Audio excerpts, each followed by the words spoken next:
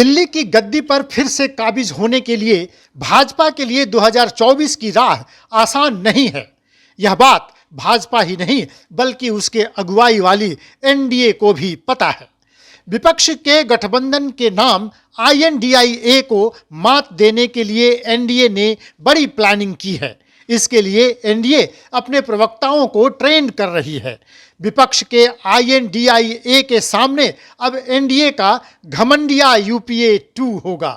इसी के दम पर सत्ताधारी गठबंधन अपनी लड़ाई को आगे बढ़ाने की तैयारी कर चुकी है, जिसका पहला कदम राष्ट्रीय स्तर पर 11 अगस्त को बढ़ाया जा चुका है। इस वर्कशॉप में शामिल हुए सूत्रों के अनुसार वर्कशॉप के जरिए प्रवक्ताओं को ट्रेंड करने का आइडिया लोजपा रामविलास के राष्ट्रीय अध्यक्ष और जमुई सांसद चिराग पासवान ने पीएम मोदी को दिया था। प्रधानमंत्री मोदी को चिराग का यह आइडिया पसंद आया। अब इस पर काम हो रहा है। इस वर्कशॉप में सत्ताधारी गठबंधन में शामिल सभी राजनीतिक दलों के कुल 73 प्रवक्ताओं को एक दिन की खास ट्रेनिंग दी गई है।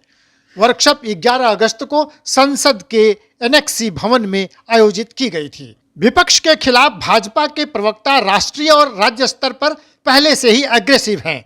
पार्टी लाइन के आधार पर मीडिया में प्रवक्ता समय समय पर बयान देते रहे हैं।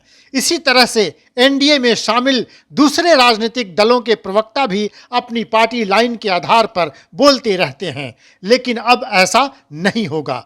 कोई भी प्रवक्ता अब पहले पार्टी के लाइन पर नहीं बोलेंगे। इसमें बड़ा बदलाव किया गया है। प्रवक्ता अब एनडीए के लाइन पर चलेंगे। सूत्रों के अनुसार उन्हें अब एनडीए का प्रवक्ता कहा जाएगा। गठबंधन के तहत दिए गए निर्देशों के आधार पर अपने बयानों को वो मीडिया में रखेंगे। 2024 का लोकसभा चुनाव एनडीए को जीतना है तो इसके लिए विपक्ष के सामने पूरी मजबूती से खड़ा होना होगा। प्रवक्ताओं को बयान देते समय खास ख्याल रखना होगा। दिल्ली में हुए एक दिन के वर्कशॉप में शामिल एक राजनीतिक दल के प्रवक्ता ने बताया कि विपक्ष के गठबंधन को सिर्फ घमंडिया नहीं कहना है, बल्कि उनका पूरा नाम रखा गया है। अब विपक्ष के गठबंधन को घमंडिया UPA 2 बोलना है। इसके जरिए ही उन पर प्रहार करना है।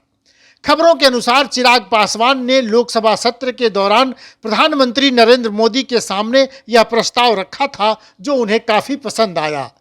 सूत्र बताते हैं कि दिल्ली में हुए वर्कशॉप के दौरान चिराग ने प्रवक्ताओं से कहा था कि बयान देते समय उन्हें आवेश में नहीं आना है। मीडिया कितना भी उकसाए, पर आपको गठबंधन और पार्टी के लाइन पर ही बोलना है। किसी धर्म पर ज़्यादा एग्रेसिव नहीं होना है। बातों में विरोधाभास नहीं होना चाहिए। हमें मीडिया के नैरेटिव में नहीं आना है। जाहिर है अब चिराग पासवान की अहमियत प्रधानमंत्री के सामने और बढ़ गई है। एनडीए में उनका कद भी बढ़ गया है।